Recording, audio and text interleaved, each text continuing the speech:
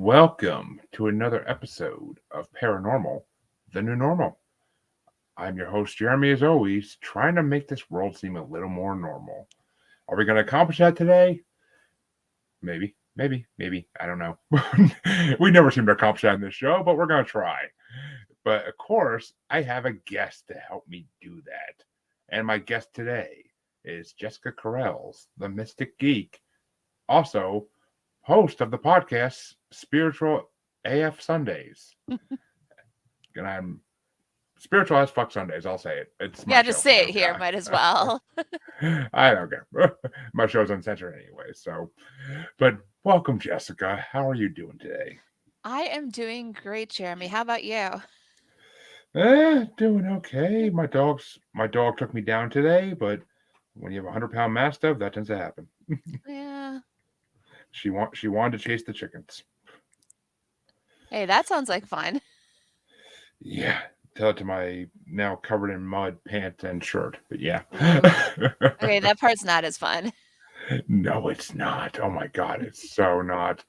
But I get to podcast and that makes everything okay again. So first things first, the same question as my listeners know that I ask everybody on this show. What got you into the paranormal?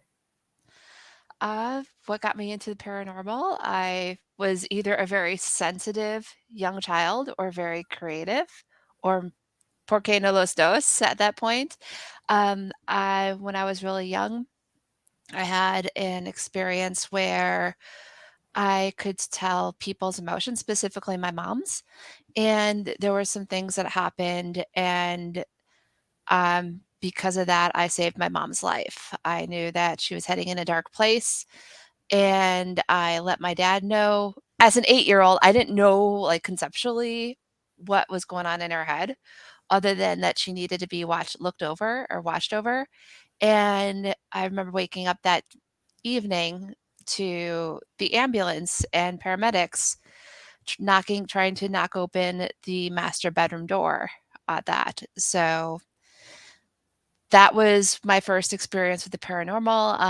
I had vivid dreams where I was seeing things from the future, a lot of it symbolic or spirits talking to me. Um, that's all well and good, but I was a Jehovah Witness back then. So that was a Oh, hard time for me. As an 8-year-old, I really didn't have outlets for it. It wasn't until I went to college and was able to A, be on my own, and B, Catholicism has a lot of mystic stuff if you know where to look. So those two things combined led me to go and veer away from first Jehovah's Witness, then various denominations of Christianity, into finally going and looking into witchcraft and Wicca and going that angle with examining the paranormal. wow. Well, I hope that everything turned out okay with your mom to Oh, my begin with. mom's good. She's healthy. She's she is doing very good now. It was at that point in time, there was a lot of struggles going on, and in the mid 80s, mental health was not something that people talked about. Oh, God, no, it definitely wasn't. I mean, it was a rough time for mental health until the last 10 years, I'd say. And even now, it's still got a long way to go. Mhm. But I'm glad everything worked out. And I'm glad that you were able to help save the day in a way. Yeah. Even though I didn't quite understand as an 8-year-old Oh, girl at that point, but yeah, I it was still it opened my eyes that there was much more than what we see in the here and now. I mean, at 8 years old, I don't think any of us would ever react to that the way we would never be trained to react to that unless you come from a home that no kid should come home from. Mhm. Yeah. So it's just a scary thing. But Mhm. I'm happy you found your path and that you found the right way to live your life. But let me ask you this. I mean, you kind of already glossed on a little bit, but have you had any experiences with spirits, ghosts, aliens, cryptids? Take your pick. Anything in the paranormal field. Got it. I'm also a psychic medium. That was something that I've learned along the way. So I do have interactions with ghosts, like the spirits of those who are dead, as well as land spirits, and then spirits of place as well. I have connections with those. Land spirits. Care to? Yeah. Kinda what do you Okay. mean by that? So this is coming from an animist point of view. So animism is a folk belief across many different cultures that everything has a spirit to it. Oh, Yeah. like Native American beliefs, kind of. Native Americans, but it's not just Native Americans. A lot of other cultures have it as well. That believe that all the objects, locations, they all have a life force or a living spirit that's attached to them. So being able to honor the spirits of the land, honor like a building can have a spirit attached to it or a sense of its own self, especially like newer developments, not so much, but like a house that's been around for a century or longer definitely has its own feel and almost has a sentience to it that you're able to tune into. Interesting. And yeah, I kind of can go along with that. I mean, I believe that's a possibility because I mean, you can see a tree in the middle of the wood and you just get a feeling like there's something off about that tree. Like you get a creepy Mhm, feeling near it, or I mean, you even I mean, my house gets a creepy feeling, and it's only 60 years old around mhm, there. So I mean, I get that. It makes sense, and a lot of what happens in areas resonates into items, whether it be a tree, a plant, or house, building, whatever you want to call it. That makes mhm. sense. I mean, it really Yeah. does. And the Native Americans, and as well as a lot of other cultures, believe it as too. And the Native Americans were always intelligent people, so I tend to believe what they believe. Mhm. Especially since I live in Massachusetts, so I kind of have to go along with what Native Americans believe if I want to be in the paranormal field. But Got it. so, oof. So any particular experiences that really left you with goosebumps down your back, or that had you running back like Scooby Doo away from the ghost? I would have to say something it happened in the early 2000s. So before I really got into it, I was in college, I was still in that dabbling phase, and I went to a Christmas party with my boyfriend at the time, now my husband. And I remember I was having a decent time at that point, and my husband was just like, "Something's off." He doesn't really believe a lot of this. He just has very gut senses to it. And he was very insistent on we should go home. At that point, I'm like, "No, I'm having a great time. You can go home. I'll get a ride later." Within a half but not even a half hour, I would say within 15 minutes of him leaving, I was starting to notice, like, body-wise, I was getting, like, ice cold and feeling nauseous and dizzy and hearing things, and so I was having a lot of that when he wasn't around, and at that point in time, I'm like I went to my closest friends, I'm like, "I need to go home, I'm not quite sure what's going on," and I was sick for 2 days afterwards, and it wasn't until later when I spoke to some of my more spiritually sensitive friends who were at the party that they mentioned that they did see like, something was there. They weren't aware that it had went after me, but that was something we figured out after the fact. So that I would say that was, like, the biggest thing there that falls into the paranormal. A lot of other stuff that actually, no, with my mediumship work that I do for people, I get wowed almost all the time when try to tune into someone and I'll get like a scent or I'll get a memory or not even like a memory itself, just a general concept. And I share that I'm sensing with the other person, the client. And many times I've had people break down crying because what what felt like it was vague to me, they knew exactly what was being referenced, and that was the spirit trying to communicate to them through that symbol, whether it was a smell, whether it was a sound or whatnot. I've had it where, like, the sound of rain, I'd think, "Okay, this is weird, but okay." And it turns out the person in question died in a car accident during a storm.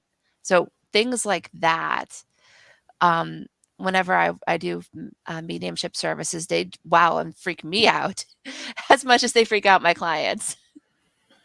I can imagine. I can only imagine. I wish I had the ability, but I just simply don't. But Yeah. which do you think that? Because I've heard this from a lot of mediums that they think everybody has the ability that people just don't unlock it like some people are born with it unlocked, but a lot of people have, everybody else has Mhm. to unlock it eventually. Do you think that's a possibility? I think it's very much a possibility. One of the people I follow on social media who's a writer, Matt Aron, he wrote a book called Psychic Witch, which goes into the whole like how it goes into like psychic development. And one of the things that he calls out is that children, their brain waves are open to all sorts of psychic experience from young childhood onward. It isn't until like age 7 or age 8 when children are starting to be conditioned to take part in quote unquote normal society that they start learning to shut that off. And then some people who live in households that accept it, they encourage the child as they're growing up to maintain that state of mind. Others who aren't as lucky, they have to learn how to turn it back on again. Makes sense. I mean, when your child has that invisible friend that they talk to, and Yeah. a lot of parents say after a while, just you're getting too over this, stop that ridiculousness. Mhm. And but other parents who are a little wiser are like, "Mm, keep talking to your friend. Maybe you'll Yeah. learn some things, and hopefully it's not a evil friend who's gonna do some bad things to this house, like Conjuring style. But hopefully, Yeah, a lot of the times when someone says that they're like a fifth generation psychic or a multi-generation witch, all that really means is they were never told at a young age to turn that ability off. So they've had the ability to tap into their psychicness or to do energy work, and they've been encouraged to nurture it throughout their entire lives versus some of us who basically had to put it away and then had to find a way of getting it back out again. yeah. See, I once again, I am cursed because I got to grow up in a house that was built when I was 2 years old, and it had no bad land or anything. So Mhm. I didn't have any imaginary friends when I was a kid because I didn't have any spirits in the house to talk to. But uh, regrets later in life. But then again, I hear some of the stories I hear. I kind of am happy about that. But I don't know. Mhm. It's a mixed bag. I think you get what you get. Yeah. Which have you ever had an encounter with evil or demonic spirit, for lack of a better word? I actually did. It was a brief encounter. So there are some branches of Christianity that do believe in the supernatural. They're called like the charismatic branches, like Pentecostalism, um, or sometimes they'll just label themselves as part of the charismatic movement, where they believe any spirit that's not angelic tends to be evil. So they kind of like put a blanket everything on there. But in this case, it was actually had a very strong dark sense to it. I was going yeah, it sounds weird to say you're going ghost hunting with a bear bunch of charismatic Christians, but I was basically what I was doing on a college campus, one time, and they were asking like, "Okay, everyone like, spread out, see what you can sense," and this is going purely based on, like, gut feel. We didn't have any tools or anything else like that beyond our own natural gifts, and I kept, like, going towards a certain area. I'm like, "There's something here that doesn't feel right." And they looked and they found this very specific object. Once they got that object out of the area, everyone around could sense that, like, almost this huge weight had lifted, that things had gotten a lot better. Hmm. What was the object, if you don't mind me asking? It was a blanket someone had brought back from a mission trip, which mission trips being about, "Okay, we're gonna go into an impoverished area and, um, evangelize and everything else and basically colonize that area," and the thing they brought back had spirits attached to them that were not quite happy that they had been there in the first place. Ah, interesting. I always find it interesting when non-angelic spirits are like when they like to mess with like missionary groups or just religious people in general. Like I always find it interesting because it kind of makes sense like that they get what religion is almost, Mhm. which I mean, I don't know. Some people like to say spirits are intelligent. Some people like to say that spirits are just kind of aimlessly wandering around where they wander. But I like to think they're more intelligent, especially the two Mhm. in my house. The two in my house definitely are intelligent to some degree. I mean, they're newer spirits though, so I don't think they're like fully adapted to what they can do yet. Basically, they just float around my garage, and you could zoom in on their orbs on the camera and see faces, creepy faces, Got but it. faces. I just showed my wife that trick last night, and she was like, "Oh my god!" I'm like, "I know, right?" I'm like, "Someone on my show told me to zoom in on it." I'm like, "Oh my god, it's so creepy," but Wow. I gotta post that video too. I posted the first one on my TikTok. I gotta post the new one. But all right, well, the main topic we're here to talk about tonight, which I am so excited for, because I get to have someone talk about this on my show, and it's I've been looking forward to this for a while. So we're here to talk about witchcraft more than anything, because I never had anyone who was a witch or Wiccan or wizard or any of the Mhm. names you want to give them on my show.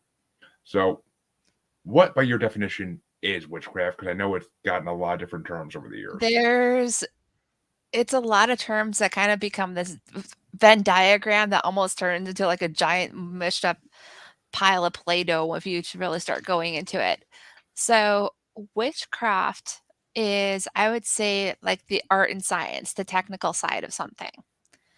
Whereas if we look at belief systems or religions, there's this big umbrella called paganism, which covers a lot of earth-based religions or religions that fall outside of Judeo-Christian, Hinduism, like the mainline ones.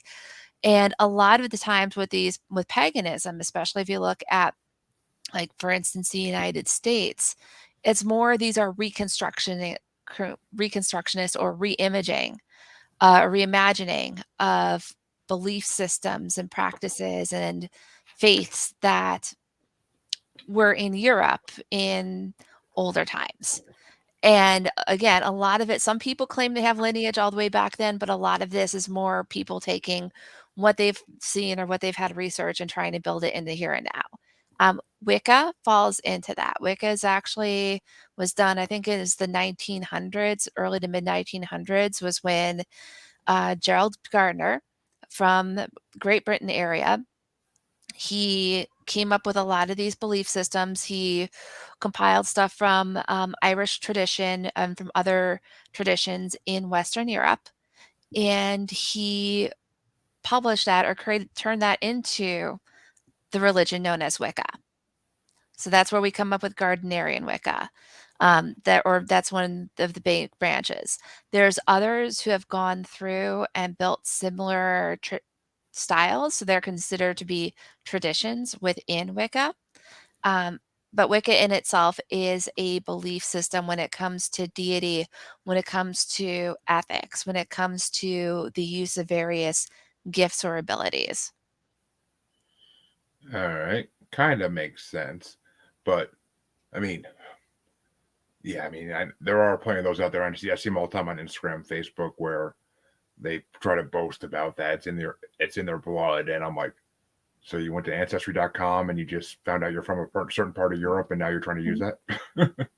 But I mean, I do know people who are consider themselves witches or Wiccans, and like I'm friends with them. Like they don't mhm, like none of that stuff bothers me. It never did. I actually looked into it a little bit in high school because I wanted to be the goth kid that was into that stuff. mhm, But but I never took myself seriously and never really got far with it. But I just I'm not I'm not an empath like that or anything like that. I just can't. mhm, I never that door hasn't opened yet. But I, as someone who lives in Massachusetts, has been to Salem multiple times and is mhm. really into the history of it, I do love the history of witchcraft. And it's I mean we actually did an episode on my other show, Global Strangeness, but it's sad. I mean the history of how these people have been treated throughout the last few centuries is horrible. I mean Yeah.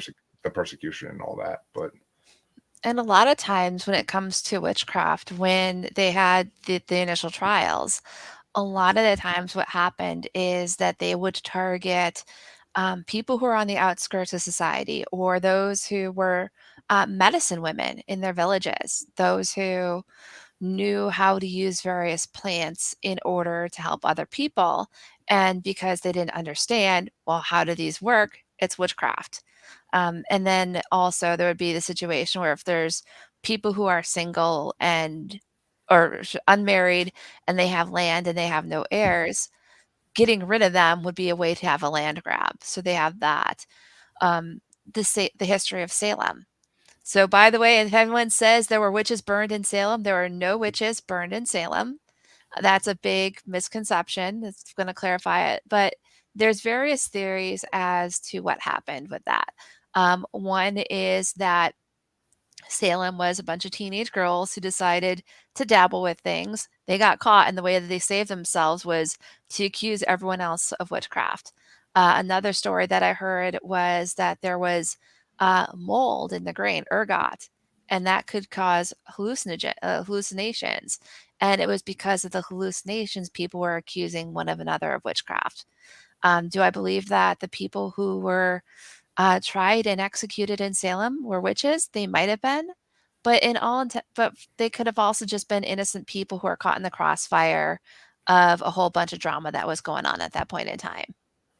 Yeah, and a lot of it, I mean, well, one of my favorite sources for this history of Salem is Unobscured by Aaron Mahnke. The first season he did Mhm, was all about Salem and the witch trials and everything, and he did a very good job with his research. So I kind of lean on him for a lot of the stuff I know about Salem in detail. But I mean, Cotton Mathers is the main person to blame for all this because he wanted to stay in power and he wanted to make himself look like he was important. So he just mhm. went with these charges of witchcraft against. I mean, Yeah. I can never pronounce her name, but the basically indentured servant who took care of the main family in Salem. She Tibitua? yes, I can I never say think her that name. I'm pretty sure I butchered it too, but that's what I remembered it would look like, at least phonetically. Yeah, yeah, I can never figure out how to say it right, but she was blamed for most of it, and that she was corrupting the children by teaching them like all this stuff that's considered witchcraft. It's just, Mhm, but yeah, witches actually weren't burned in Salem. They were either hanged or they were just. A lot of them died. A couple of them died in prison. I know that just from the horrible conditions of the Salem prison. But mhm. it's just it's horrible. I mean, it's horrible, but Salem also isn't the worst of it. Europeans had it far worse, and they were accused of being witches. That's where they were burned. Was Mhm. in Germany, Europe, and England, of course, too. Gotta love it. But it's just horrible, and there are different branches of witchcraft, if I'm not mistaken, right? Yeah, they're called traditions, and usually what happens is, someone who goes through studies under one of the branches or one of the traditions, after a certain point, they have the ability to what we call hive off. So basically go take their knowledge and then start a new tradition. Or sometimes people will go and just spontaneously say, hey, here's my belief systems. I'm going to tack Wicca onto it. But a lot of times when we hear Wicca, those of us who are in the know are like, okay, what is that person's history? What is that tradition's history? And how does it go back to either Gerald Gardner or Alex Sanders, who has started the Alexandrian branch of Wicca? So they're kind of like denominations for Christians. They have different flavors of what they the core of it is central, the belief of a central source energy, of a god and goddess.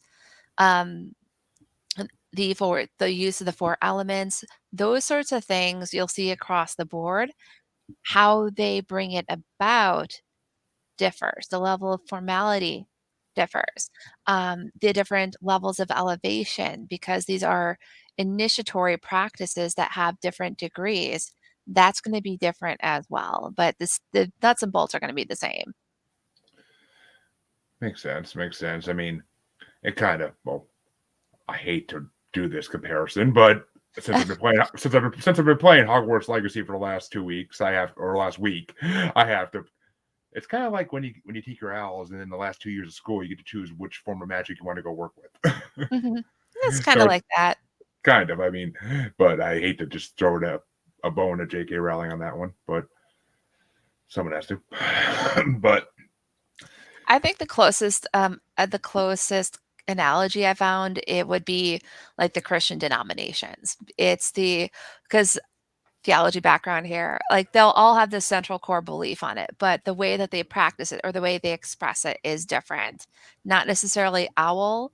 That's more when someone's a little bit further along the lines and they want to look at what we consider to be our paths to power. So like divination, ritual, those sorts of things. You'll see those in different traditions. Like where do you focus your time and energy when it comes to the craft side of witchcraft? Yeah, which I mean, I've had my co-host of my music show is actually a tarot reader, and when he feels like it, he doesn't do it by he doesn't practice it really like on a full time basis, but Mhm. he has the ability to do it. And I've had tarot readers in here before. I've had what's her name? What's her name? Oh, Esther Sunshine out of Salem. She's been on my show before, and she's gonna come back because she is in the she's on some I could talk to her about so many different topics of paranormal that's ridiculous, but she's a full-time practicing medium, clairvoyant, tarot reader, everything in Salem. Actually, I need to get back to Salem since I had her on my show just to go talk to her. But so let me ask you this: because witches, there are still dark witches out there nowadays, right? Yeah. I mean, there's people who are good and there's people who are bad across the board, regardless of belief. Of course. But I mean, do dark witches actually have like power to do evil things, or is it just more like they hope and they pray that something bad's happened to somebody they're trying to curse? So across the board, one's ethos does not determine one's power level. There's a lot of things that come into it. A lot of it is either discipline or aligning like your what you want to do with the universe, like make the right time of day, the right planets, those sorts of things. Um, However, one of the things that comes across a lot of the witchcraft traditions is the concept of rule of three. I should say that's more specific to Wicca than witchcraft in general. But in Wicca, there's the belief that what you put out into the world comes back to you threefold. And it can be real. Some people believe it's 100% truth in that. Others believe it's more of like a guideline or FYI that whatever actions you take are going to come back to you. So if there are people out there who are using their power to try and cause ill in the world, it's going to come back to them one way or another. It may not come back to them as like what we consider to be a karmic blowback. It could be simply be that internally they start to become darker. They start to orient that way. They start to become more negative and be more critical of the world around them because of the hate or the anger or the malice that they've allowed to develop in their own hearts. Makes sense. I mean, I'm a big believer in karma and fate. I always have been. But I mean, and it's the old adage that people say like, watch what you do because it's gonna come back to bite you in the ass eventually. Hmm. And I mean, that's what my mom always told me that growing up. Like, don't like whenever I would get mad at like a kid in the neighborhood or something and like wish something horrible upon them, she would say like, don't say that because it's gonna come back at you if you try to. It may happen to them, but it's gonna come back worse to you, and I don't want to deal with Yeah. it. Which it's just. I mean, there's no. I mean, but there's no. I mean, a lot of people think dark witches. They think of like pop culture witches, like Yeah, exactly. which I mean, there's no witches out there that are going to turn any little boy into a mouse or anything like that. It's just I don't think that's Oh, yeah, I remember that book. The Witches by Roald Dahl. Yeah. And then they actually just remade it a couple years ago. It's a very good movie. Yeah, I remember the movie too. It's like it was a sad but adorable ending on it. Oh, it's yeah, the ending's adorable. I mean, but the witches in those movies, like they do a good job. They look so Yeah. terrifying. Scared the crap out of me when I was a kid. So, how does how do the witches who have been in whose lineage actually goes back generations of doing this practice, how do they take it now that in the last 20 years every female in college who wants to be different it says I'm Wiccan or I'm a witch? Like how does it make them feel?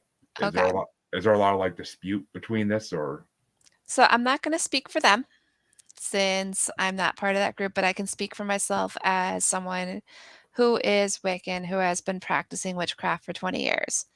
I think that the current generation coming up and identifying with witches, um, if they were to say they're Wiccan, that's different because that again, Wicca is an initiatory practice. So if they're not initiated, they really shouldn't be calling themselves Wiccans. But witch, I feel it embraces a level of cultural defiance of saying that what's going on in mainstream when it comes to like gender roles, expectation, that we should give up our power to whatever authorities are out there. Um, Taking that and saying, "No, I'm divine in and of myself, and I'm reclaiming my power." I think that that is a beautiful thing, and and in addition to that, people are still in the exploring. I mean, young people, like, as 40, of course, I'm gonna call someone who's 27 a young person. Young people's brains don't fully mature until their late 20s. So people are still figuring out who they are at that point in time. And it's like if they're a witch, they'll it's like you'll embrace it and you'll study it and you'll work on it. If this is a phase, it goes away. I don't really care either way. It doesn't impact me one way or the other.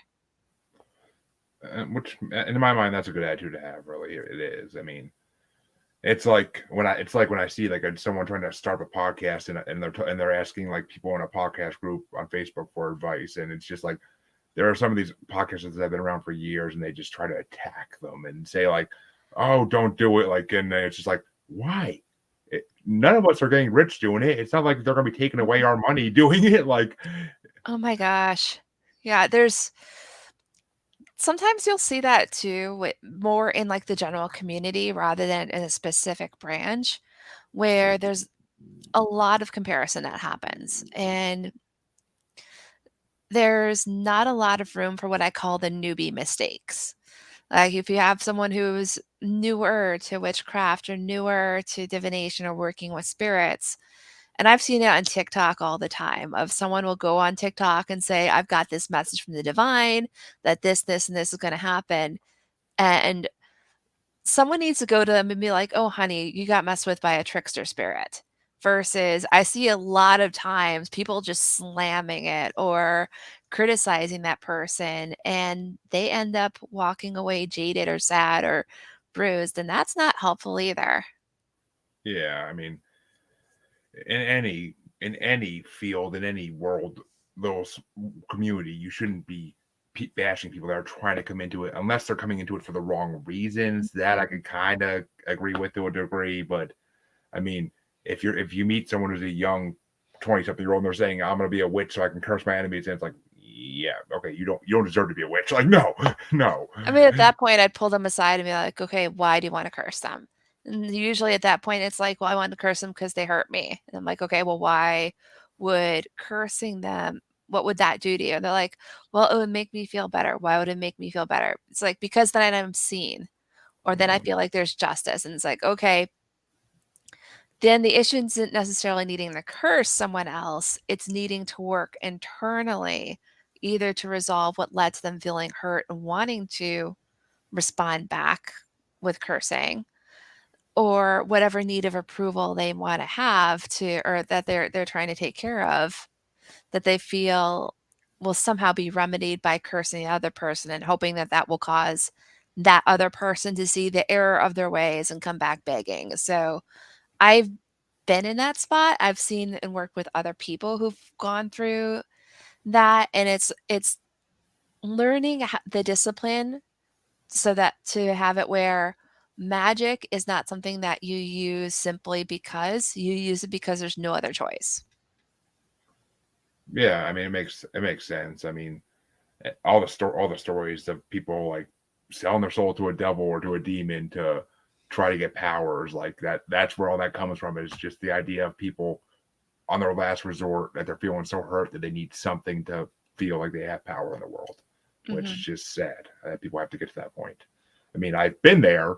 I can't say I ever went to a crossroads and dug and put the bones in and try to get summon anything, but I was always too chicken. I was always too chicken to do that. Thank God, because that could have led to some bad paths. But I mean, it's just I don't know. People just need to realize they need to seek help from friends, from professionals, from family. Find someone you trust. But Yeah, that's just either write it out or find someone who you trust that you can talk to just to simply work through whatever's hurting that's causing people to look for ways to seek power in order to end that hurt. exactly. I mean, thankfully, I always had good family, but other people are not always so lucky, and a lot of them don't have the friends because of their family. So it just Mhm. I like to always throw a little ads for mental health in my shows when I can, when it relates. It doesn't always relate. You can't really talk about Bigfoot and then talk about mental health. It just doesn't work. Yeah. But this kind of does. So let me ask this: being well, just as a Wiccan, as a witch, how does that community feel about the way that things are going in the United States right now? So Wicca and witchcraft in those communities are very all-encompassing. So that's where it starts to get there's not really a one single voice. Heck, you have Democratic witches, you have Republican witches, you have leftist anarchist witches as well. So there's not really a unified voice one way or another on those different things, especially when it comes to politics. The people that I hang with, a lot of us are more on the leftist to, or the liberal to leftist side of things. Um, Not happy. We're very concerned when it comes to the state of things. I know for myself personally, having Roe v. Wade overturned, Hmm. that puts a lot of people in a point of fear. The chances that someone's going to need an abortion is minimal. It's slim. I mean, there's a significant population, but a lot of the people who are upset or scared about it aren't going to be impacted, but they are very aware of the possibility and of how it's going to impact others, which is where a lot of the emotion comes from. Um, I think one of the things that's coming up is, and I've seen it in various forums, the return to using herbal medicine as a result. I'm not going to give the recipe or anything here, but I know that was one of the things that's coming up is certain plants can induce abortions. That being said, if you don't know the right combinations and if you don't know how to attune it to that specific person's physiology, it can fuck you up pretty bad. Yeah, So I can that's imagine. Yeah. yeah. So I know that it's like being willing to open up to that. That's one of the things. When it comes to witchcraft in American politics, I know Hex Trump was a thing. That was a big thing. Me personally, when we had the wild nomination for Speaker of the House in Minnesota, that was also during a full moon, right after a snowstorm. Behind me are 3 huge mason jars of water from that melted snow, so using that for political witchcraft, for, calling out for help, it's like whenever shit hits the fan for American politics, I have my stash here, and that's a big thing when it comes to, the witches here, is I see a lot of them do integrate, um, magical works and rituals into their activism, but at the same time, that's just one part of what they do. It's a lot of us will go to the phones, we'll notify people on social media of stuff that's coming up. Um, Protesting, that's another big factor. It's not just armchair witchcraft activism. There's a lot of it's just one tool we have in our tool belt for dealing with the situation around us. Mm. Which makes, I mean, it makes sense. I mean, I can't. I mean, you're not gonna see a coven of witches at a protest like chanting spells or anything, of course. But I mean, it's more of like the mental idea of it, right? Like the mental idea of projecting it out into the world what you want to happen. Mhm. So, Yeah, it's projecting it out into the world and then taking action on top of what you're projecting out mentally. which, yeah, I mean, well, I mean, hopefully it works because the United States is pretty fucked right now. So, as is the world. The world is Mhm. pretty fucked right now. I'm not I even gonna mean, put up. let's Turkey and Syria with the earthquake, I mean, they're in a dire strait as well. The Ukraine, Another big Mm, issue. It's not just the United States. I mean, we're the United States is more front and center to us because we live here, but there's a lot of other things that are going on in the world mm. that are challenging. Though from a paranormal standpoint, the United States is doing pretty good right now with shooting down UFOs. So yeah, that's kind of a new development in the last week or so, and I haven't heard that much about it because I'm pretty sure that the Men in Black swoop in as soon as it happens, and wherever they shoot down, they grab and take. But because I haven't heard about anybody finding anything, but I could be missing things, but quite possible. I mean, they could be weather balloons with sensors on them. They could be UFOs. So if they were UFOs shot down at this low of altitude, that Yeah, would be I mean, something. yeah, it would be, and I mean, as I saw someone post on Facebook today, if it really is aliens coming down here, then we're not saying a good message. Yeah. We're making ourselves look like some damn rednecks with shotguns. That's all we're doing. But it's sad. It really is. It's just, I'd be the person like an Independence Day on top of the building with a sign like take me, get me off this damn planet." But anyway, so what is your advice to any of the younglings out there who want to take upon the path of witchcraft or Wicca and try to embrace it themselves? What Um, what, what are the do's and don'ts for them? okay. So first off, understand your why on that one, whether it's if you're looking for if you're looking to hex your ex or hex anyone else out there, this is probably not the thing for you. This is if that's your first reason why you want to jump in is to cause harm or to inflict vengeance, you may need to take a step back. I would recommend journaling, talking to family, friends, therapy, those sorts of things to deal with that internal wound because this path is not for the faint of heart. There is a lot of transformation that happens, whether you like it or not. Going through and the studies with this does change you.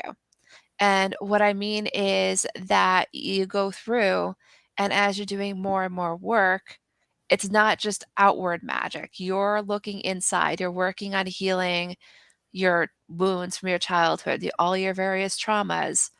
Those things come up, and you have to work through it. And it's a lifelong task on that one. So if you're not open to that, then I would steer clear on that one. Um, beyond that, beyond the inner working thing, um, be open to new information. Also, be open to looking at what has been done before, looking at traditional sources. Granted, some of them are a little bit problematic because they were written at a time frame where people weren't aware of a lot of social issues. Um, but they are still it's still good material to look at and understand how different beliefs have progressed through the centuries prior to the last couple hundred years to now. So those are the big things: the inner work, research, and accept both new as well as older sources. Very well put, I think. And is there actually like a place that like or a website these younglings can go to learn more about it or anything? Like, is there an informative website that like a group of witches have, or Wiccans have put together to try to help people? Thing with Wicca is it's decentralized. There's not really a overall governing body or group on that one.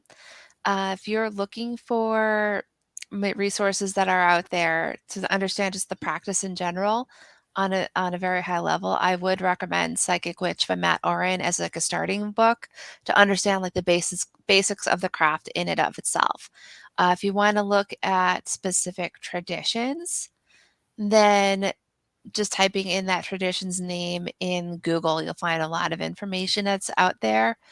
There is a writer out there, Thorn Mooney, Thorn with an E, Mooney, who has written books about traditional Wicca or Gardnerian Wicca. So, and she's a more contemporary writer. So it's really thin books, but they're packed with a lot of info. If you're curious about like, well, what does Wicca entail, or what about the various branches of Wicca? How do I even get How do I even start looking for a coven to join? Those sorts of things.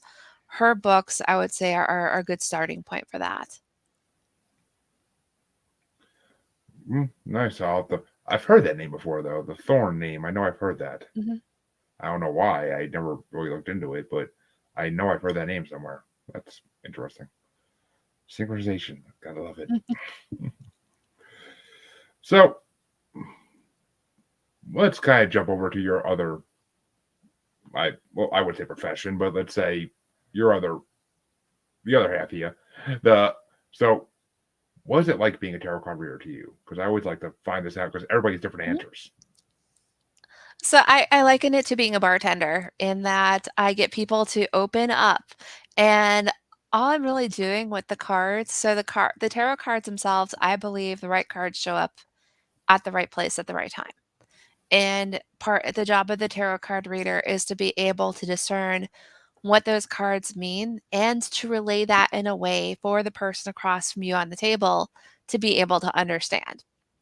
Now, for me, because of my psychic abilities, I'll put the cards out there. I already have the book knowledge of what the cards mean and the different patterns I see, but sometimes I will get more than what's there, and I will share that with the client as well. But a lot of it is I share these tidbits to get them to mentally process what's going on in their life so that they can make the change. Because I can give them every piece of detail out there on their boyfriend or the partner, what they're doing, or what's going on with this interview, or all these different things that are going on that they're concerned about. But until it sinks into their head that they have the power to affect those situations, all the things I share are going to mean nothing. Yeah, which I mean, of course, if it's like going to see it's like going to see a therapist Oh, yeah.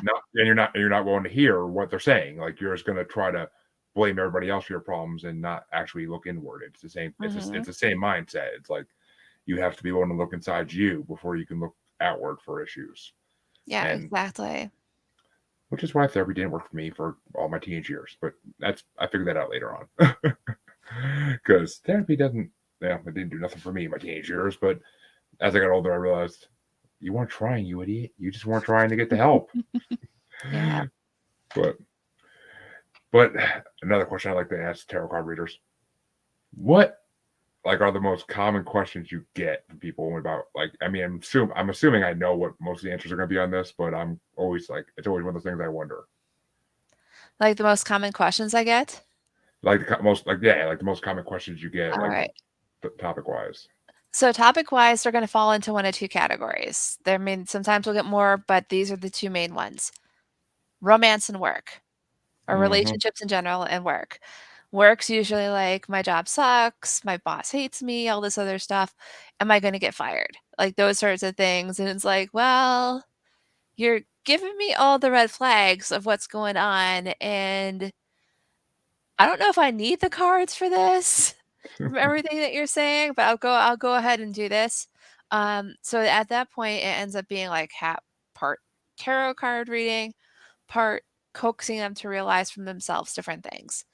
On the romance side, it's falls into one of 3 categories. One being someone is new and a little insecure in their relationship, so they want to check in. They want to see just because and what it really comes down to is they're afraid of something going on. Nothing's happened in the relationship in and of itself, but it's their own insecurities that are popping up. The next group I would say is where there's a genuine issue. There's something that's gone on that they have observed, and they're rightfully concerned about the relationship and they are looking for guidance on what to do next. The third group are those where the breakup has already happened, the relationship has ended sometimes 2 years after like, prior to meeting me, it has ended, it is, like, stale, and they're asking, "When is this person gonna get back?" Or a subset of that is, "How does that person feel about how they hurt me? Do they regret what they've done?"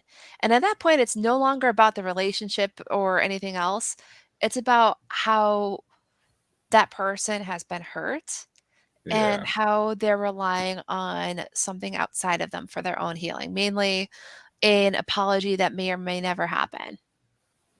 Yeah, they're clinging on to that rope and that rope is breaking strand by strand, and they can't seem to climb back up even as it's about to snap completely. Mhm. Like, yeah, I mean, I've been there. It's not a fun place to be. Yeah.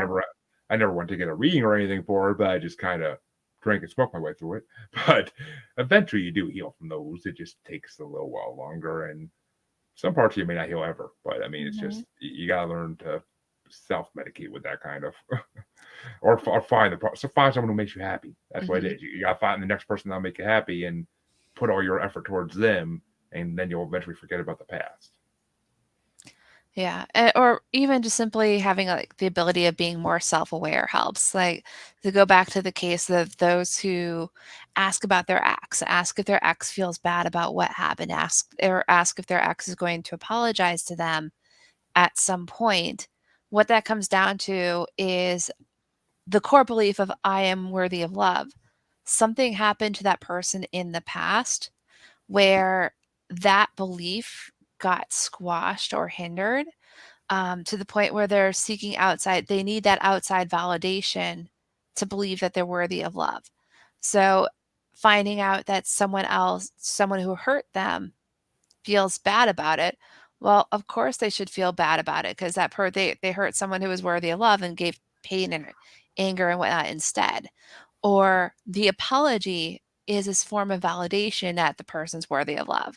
Without those, that person, because of how their life events, their internal dialogue or their internal like loop that's going on is, I'm not worthy of love until this thing happens. I can't fix that myself, but I can draw attention to it so that the person can either work on it themselves or they can find help so that they can work on it. Exactly. I mean, it's kind of like me with my wife. Like, she had been cheated on by past boyfriend so many times that like instantly she assumes if I don't talk to her for a certain amount of time that I'm cheating on her. I'm like, and I would come back and be like, "Excuse me, what? Like, you're gonna assume that just because I got busy for a couple hours? Like, yeah, Mhm. that's unhealthy." But it's just like, I mean, we work through it obviously because we're now married, but still, like, it's Mhm. just one of those things. Like that, it's that type of person who just they get hurt so bad that they assume every relationship should be the same after that point. So, Yeah. but but in the last few minutes we got here, I want to hear about your podcast. Please Sure. Okay. tell So my I started this back in December of last year. So we just finished episode number 9. We're coming on episode number 10 at Spiritual AF Sundays. So the idea here is talking about various spiritual topics, um, especially the ones that get touched upon on a very high level on social media or where you get like the social media firestorm and that, but no one actually takes the time to go into the nuance, or the nuance gets buried because people are like "Roar" at each other. I was actually going to do an episode on the video game that shall not be named, but and the implication of both sides and their reactions, because the reactions are what fascinate me on this. But then I realized that there people are already at each other's throats on this. Having someone go on the meta level to critique it probably would not be well received just yet. So instead, I went and talked about The Last of Us and our fascination, our growing fascination with post-apocalyptic and zombie movies, especially amidst the pandemic. So we have that. I'm doing them on the various Sabbats or fire festivals, as it were, within the Wicca tradition. I have people who are coming on to talk about various beliefs. One went on a pilgrimage. Another's a polymath who's studying human spiritual evolution. We have others who can identify as light workers, which are people who work with the healing aspects of spirituality. And we have others as well. I'm trying to hunt down someone who is a video game player to say, "Hey, do you want to talk about the implications of playing a character that's evil?" Because there's morally, there's games out there like Bioshock and Dragon Age and Mass Effect where you can play an evil character. And I want to talk about the spiritual implications of that. So all sorts of fun topics. Well, I mean, volunteer right here because I tend to choose the dark side in every Star Wars game, but and I mean I don't know. I just Yeah. it's you have better powers in every game when you're a bad guy. Oh my gosh, like, they it design was it that way. so obvious in the BioShock series. It's like, okay, you have the little girl with the power slug in it. If you rescue her, you get the small amount. If you extract the bug in a lethal manner, you get this amount. Vampire with a Y, same thing when it comes to harvesting blood for your Yep. vampire character. And it's like being good is so hard. I And but at I the same oh time, we cringe at the evil side. I killed everybody in that game. I just killed everybody in that game basically and Oh drank their my blood for power. gosh. I just I mean I mean basically it's like this game that shall not be named that we talked about earlier. Like they give you the option. Do you want to learn the dark spells or no? And Yeah, that's it's like who wouldn't? yeah, I've been sa exactly. I've been saying for 20 freaking years, they need to make an open world RPG based on this book series where you can go around and cast Avada Kedavra at everybody. Like, that's what I always wanted. I mean, Yeah. it's not even to be evil. It's just how cool would it be if you could say 2 words and someone dies? Like, it'd Mhm. be like, I mean, younger me said this. Me now, I mean, I would need a little more implication for that. I mean, yeah, show me a criminal who has done really bad things to really innocent people, and meh, to toss up. But Yeah. And actually, the reason why I was going that route was because of some of the things I've heard about the game that shall not be named. And like people being like, oh my gosh, you can do all these evil things. I'm like, but does that really make you evil? Or does that really make a bad person? Or are we going back to the days of the 1980s satanic panic at D&D? Are people freaking out over Grand Theft Auto and all the stuff that you could do there? Is like, okay, yeah, there's a lot to unpack with that, so I wanted to bring up on a video game nerd to talk about that whole topic, and I think I just got a message from them, so I'm excited, just like, "When can I schedule you in?" So well, and I then I look mean, at what's on goes on Twitter and or TikTok and various spaces, I'm uh, like, "Do I even wanna touch this with an episode?" I'll wait 2 well, to 3 months before it cools off. honestly, if I was you, I would touch it now and hashtag the crap out of it, and Yeah. it'll get you listens. But personally, I mean, if I had video game podcasts, I would be all over this in a sec, or any podcast that can relate to this, I'd be all over in a second. But the paranormal doesn't really branch into the game that shall not be named too much, at least. I mean, besides some trolls, but Yeah. which are fun to kill. I mean, they're trolls, so I don't feel bad, but they're trying to kill me. So I mean, it works. But Mhm. yeah, I mean, see, I'm one of those guys on Facebook that's out there defending it like it's one of the most amazing things ever created in the last 5 years in video games. Like, why are you mad at it? Forget the person who wrote the series and the horrible things she said about people. Like, she has nothing to do with this game. Nothing. It's just Mhm. her. They got the license. That's all they got from her. But I mean, it's just I don't know. People are so engrossed in their beliefs and feelings. I just accept no one's if I say anything, it's not gonna change anyone's mind. Well, So I exactly. just, like, back away, let people be mad. They need an outlet. The world is on fire, and metaphorically, literally, people need something to lash out against. Like 1984, the 2 minutes hate. That's the whole that's a 1984 is a George Orwell book that looks at um, Oceania, or whatever the name is, and it's this world that's fallen into this authoritarian state. But one of the things that comes up is that people vent their anger at this target, which you find out later is a fictional target, but it's a target out there. And it was just like this 2 minutes of rage. And even though it's considered to be voluntary, people once you get in, you're hooked on it. That's the big thing on it. And I feel like this what's going on with J.K. Rowling. Yes, she has said some pretty shitty things. Yes, she has funded things that are questionable. Yes, there's concerns that continuing to support her games provides her with additional legitimacy. Does it though? Yeah, that's where we start looking at where humanity where we're as individuals, we both make a huge impact, but we're also insignificant. It's that paradox. But it's like if they feel like if they can get enough people to like hate it, that then something will happen, or at least if you performatively hate the game, then you're showing yourself to be a good ally, which I don't believe is the case. It's like you're just doing it to prevent other people from hating you. That's not really a good reason. I mean, at the end of the day, I'm playing the game because I don't give a crap what people think, and it's an amazing game, and I've been waiting for it for like 3 years because when they first advertised it like 3 years ago. But Oh, it's I admit just, it. It looks like a gorgeous game, and I really want to play a chaotic Hufflepuff. yeah, I mean they let you choose what house you go into, and the house that came up first is Gryffindor, and I'm like, yeah, that it feels right. I mean, I want to be a Slytherin, but it feels right.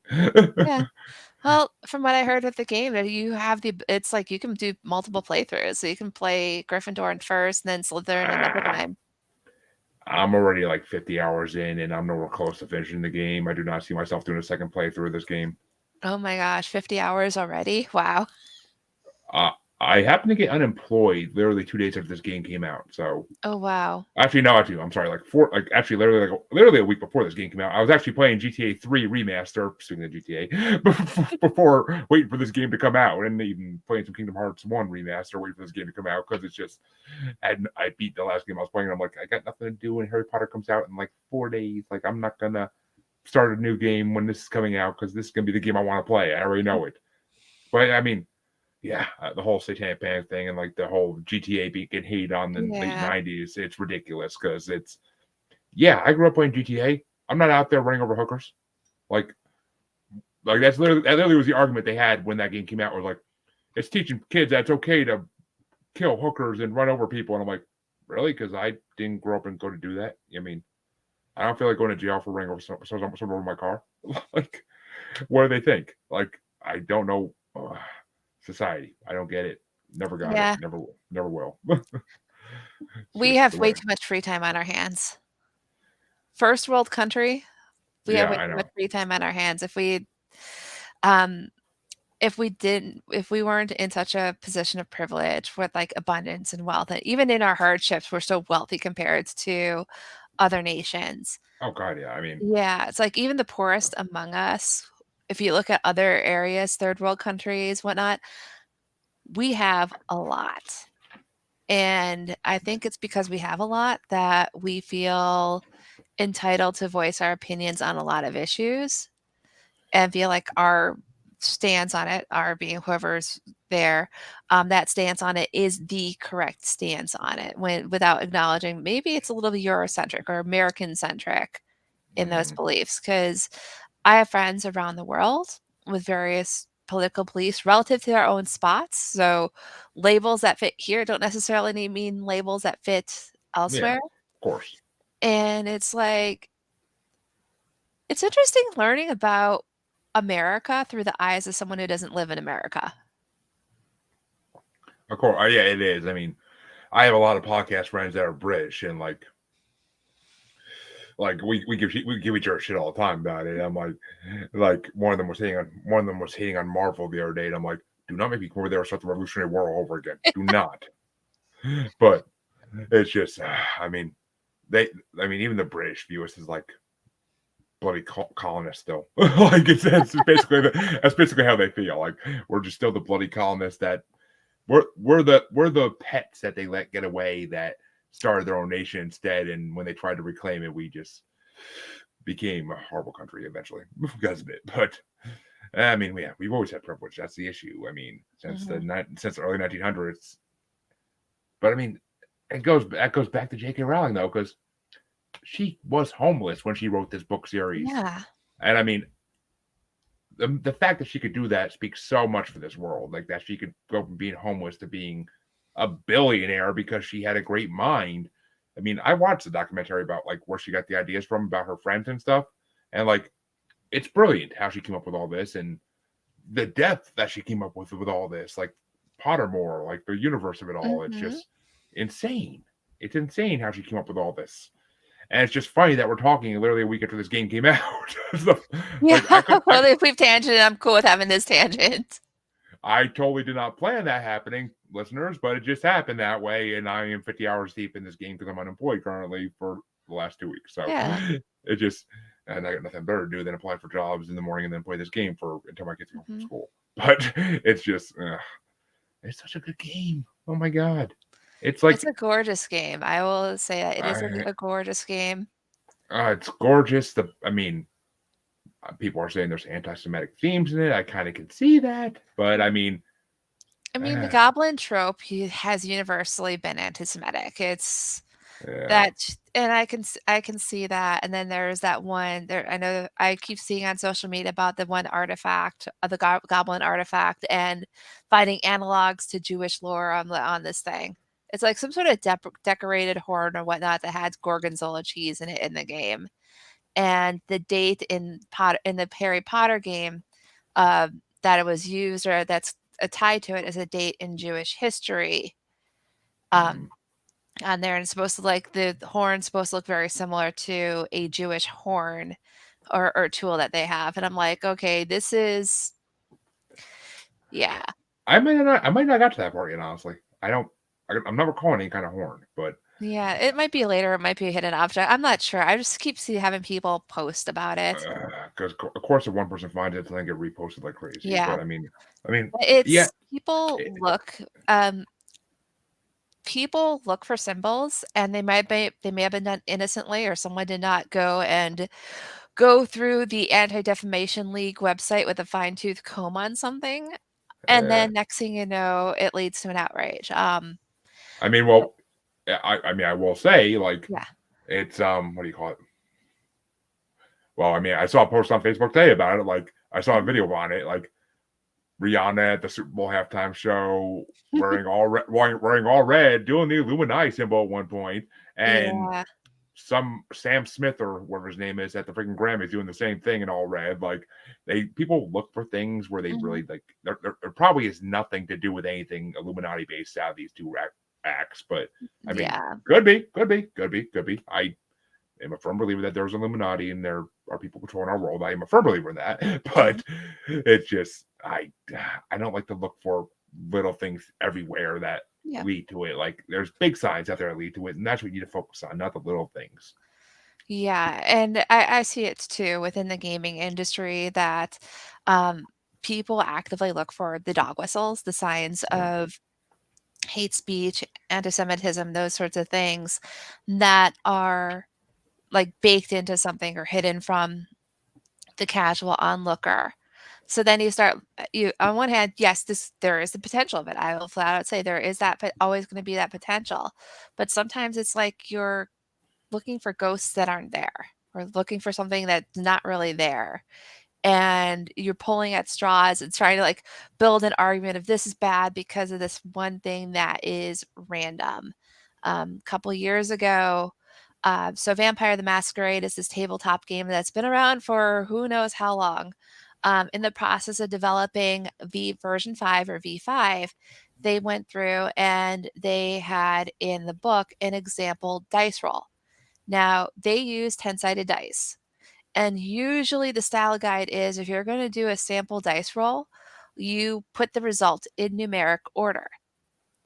They rolled a 1, a 4, an 8, and an 8. So they wrote that as like 1488. Now, some people might look at the 1, 4, like a die rolls of 1, 4, 8, 8 and think, okay, nothing of it. Others see the Nazi symbols in there, the 14 words, and 8, 8 being HH or Heil Hitler. And the people who write for the games, they were like, "What the fuck?" when people call that out. They're like, it had not dawned on them what this was. it wouldn't have dawned on me either. Yeah. As you're explaining it, I'm like, that's pulling at fucking threads. Like that's pulling at threads to put that together. Like I'm trying to think like 1488. I'm trying to think about history. I'm like, did anything happen in 1488 that's that important? Yeah, that Like was what I was trying to figure out too, and then it's got explained.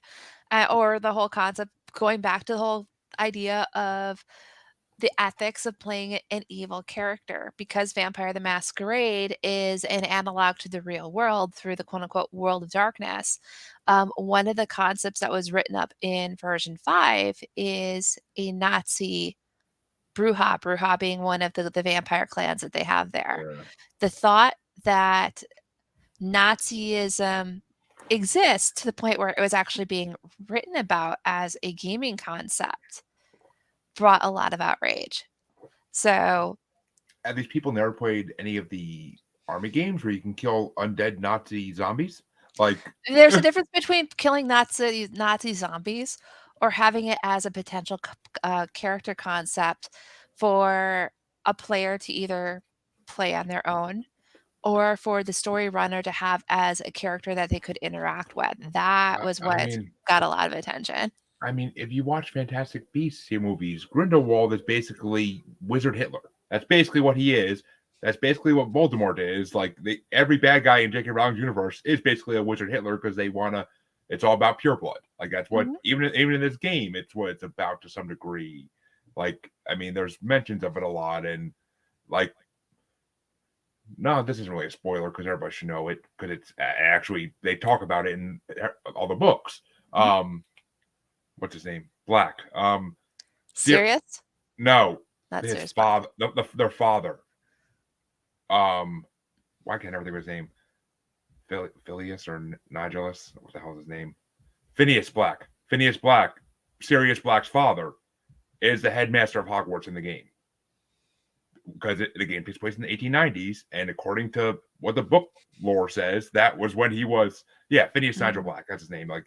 And they talk about in the books when they're at the Black's estate, like how bad a person he was, Mhm. and but people are like he literally is the worst headmaster ever, and he's a dick in the game. Like it's Mhm. funny because at one point you get to drink Polyjuice potion and be him, and you get to choose conversations with people as you're him, and like you can make him sound like the biggest dumbass or the biggest like dick in the world. Like it's hilarious. Like I had so much fun with that scene. I just played it yesterday. I had so much fun with that scene because it's just like you meet all your friends and the teachers that you know, and it's just like everybody knows he's an asshole, and like you get to go up to like these people and like give them what they want. Like, and I'm waiting for it to come back in the game, and he's gonna be like, I did what?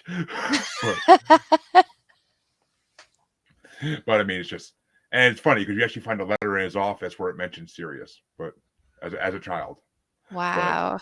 if you're a Pottermore fan, this game has a lot of little Easter eggs about the future, and there actually is a professor named Professor Weasley.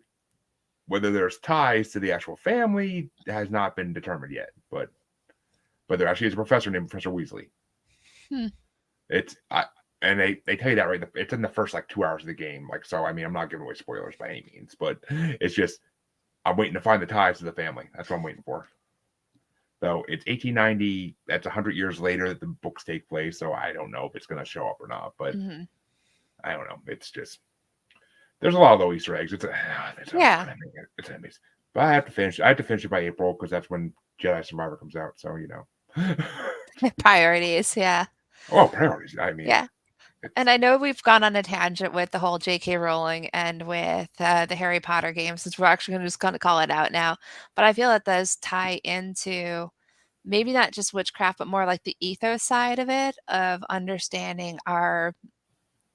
It's like understanding the impact or that we have in the world, or the potential lack of impact we have. Whether it's like if some people believe that, but that they need to not play the game in order to be able to take a stand and make a better world, that's on them. If others believe that they involving themselves in the game, playing the game is not going to have an impact, that's on them as well. It's people, it's like live and let live. Now, if people are going off and actually causing genuine harm to other people, that's when we take a stand. But things like playing a game, yeah. yeah, I mean, if someone is going out there and performing anti-Semitic acts of terror for and calling real, yeah. and calling them goblins in the process, then maybe we could see a little bit of a tangent. But Mhm, that's like blaming Columbine on Marilyn Manson just because his CDs were in the kids' room. Come on now, it's you're pulling at threads and you're looking for something to blame and something to hate. That's all people are doing. If you mhm, don't want to play the game, don't play the game. But I'm telling you right now, you ain't gonna affect nothing because mhm. the game has already sold billions of dollars worth of copies. Like Yeah, you're not gonna affect nothing. The money's already been made. They paid everybody already, and yeah. the people that made it are celebrating the great job they did. And I hope they're making DLCs right now for it. I really do. Because, ooh, I mean, you're a fifth year in this game, as far as I know. You don't go beyond that. I mean, I'm at the end of the game, so I could be completely off, but still, I mean, it's be nice to have DLCs where you're in sixth and seventh year. Just saying, which leads to a sequel eventually. Hopefully, I'm just putting it out there in the universe to come about true. Who knows? I keep seeing sales numbers for it. I've been following that because I'm curious. So it's like, all right, well, this is becoming one of the most popular games, at least on the Steam side when it comes to downloads or number of concurrent people playing. So it sounds like it's a successful game Oh, from that it's regard, and I would not be surprised if more comes from this. I wouldn't be either because I've been saying for 20 years they need to make this game. It just took them 20 years to do it. So Yeah. since I read the freaking books in middle school and high school, I've been saying these books they need to be turned to an open world game even before open world games were a real thing. So, Mhm. but I mean, it's just when dream. See, I put it out in the universe 20 years ago. It took 20 years, but it came true finally. Like, like I Well, should. if they had, like, made it 20 years ago when you, like, put it out in the universe, we'd be having Final Fantasy VII, the original game graphics. True. Yeah, Yeah. the cube people version. As someone who was playing GTA 3 remaster a week ago, the graphics are almost unbearable even in the remaster of GTA 3 compared to what we have nowadays. So, like, Yeah. I I used to think the freaking girls in that game were hot when I was a freaking kid, and now I look at them and I'm like, what was I thinking? They're not even. They don't even look like women. They look like drawings of I don't even know what. Like they don't look like anything. They look like stick people. That's basically what they look like stick people. Yeah. Oh my god! Like it was an eye opener. Turn that game on for the first time in like 20 years and be like, this is remastered. What? Like this doesn't look remastered. But Reminds me of looking at Final Fantasy VII, the remaster versus the original, and then when I saw the original, I'm like, "This is the game where all the people had the hots for Sephiroth?" Like, this little bubble dude. I'm like, "Wow, there's a I, lot of fan art had to be generated to get to that point." well, as a Kingdom Hearts fan, I can see where that came from later on, but because Sephiroth is in Kingdom Hearts 3, but oh god, I can't wait to play that. I can't wait to get to that point. But Kingdom Hearts 3 was so amazing. I can't wait for the next one. Somehow But we turned this into a video game podcast, and I'm all for it. well, when you're talking to someone who calls himself the Mystic Geek, you gotta assume video games are gonna be in the talk Oh, somewhere. I yeah. mean, just saying. And my listeners all know I'm a huge nerd. I think I dropped a couple things about Hogwarts Legacy last episode too. So it's just I always bring into the conversation what I'm doing in my own free time as well, and it kind of sometimes matches, sometimes it's just like a complete tangent, but this time it actually worked. So, and you can't talk about witchcraft without talking about the biggest witchcraft game to come out ever. Mhm. Literally, I mean, but I like that you brought up Vampire. That's a very little known game that uh, I I love that. But you were talking about the actual video game, right? Not the tabletop version originally. Yeah, the video game version. Okay, with the The one sexy, that was set during the Spanish flu. yeah, with the sexy guy in the cover, yeah. Yeah. The irony was I started playing that game in February of 2020. I had me, to stop. me I too. had to stop a month later. Me too. Oh, I didn't have to stop because it was just what I mean. The Spanish flu really did happen 100 years before COVID, so Yeah. the world works in cycles. Yeah, that's another part on that. It's like what happened before will happen again. But I mean that game was fun. It was just then you kill people you shouldn't have killed, and you can't do certain quests, and it's like, oh, come Mhm. on, like they shouldn't design it like that. You shouldn't be able to kill people you need, but whatever, it is what it is. But before my wife kills me for being I was doing this about so to long, say, we've been uh, going for a while nerding out about video games. yeah, before my wife kills me for podcasting forever, why don't you tell my listeners where they can find you, where they can find your podcast? Just promote yourself to the fullest. Sure. So you can find me at themysticgeek.com.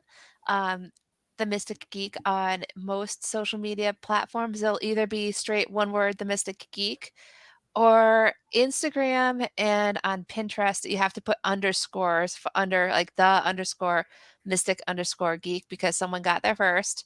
Same with YouTube on that one. Spiritual AF Sundays you can find either on my website, mysticgeek.com, or spiritualafsundays.com, because I went and got the domain name because I'm smart like that. So either way, and then Spiritual AF Sundays you can find on most of podcasting platforms as well as on my YouTube channel. Which, of course, I'll have links for all that in the description of this podcast as well when it drops. And when I put all my episodes on YouTube, so you'll be tagged right in the title of that one. So Awesome. they could click and go. But thank you for coming on. It's been an amazing episode. I've been excited about this one for a while, and I was right to be excited. See, I'm never wrong, universe. Well, about podcasting. You hear that? Jeremy's never wrong. You ask my wife, you make a different story. But but all my listeners know you could find me on Facebook as Paranormal the New Normal / Maniacal Music Musings Podcast with an S Facebook group. You can find me on Twitter and the Gram as @JuggaloBastard. You can find me on TikTok as @JuggaloBastard Podcast, and you can find me on YouTube as Paranormal the New Normal, where this episode is currently streaming. Whether anybody's watching on YouTube right now is a big fat negative, but they'll watch eventually. They always do. Yeah. But thank you again, Jessica, for being on. It's been an amazing episode, and I cannot wait to put this out. But, and all my listeners and watchers, thank you guys. I'll see my listeners in half a week. To my watchers, I have another interview tomorrow night, so I'll see you then. Have a good day, everybody.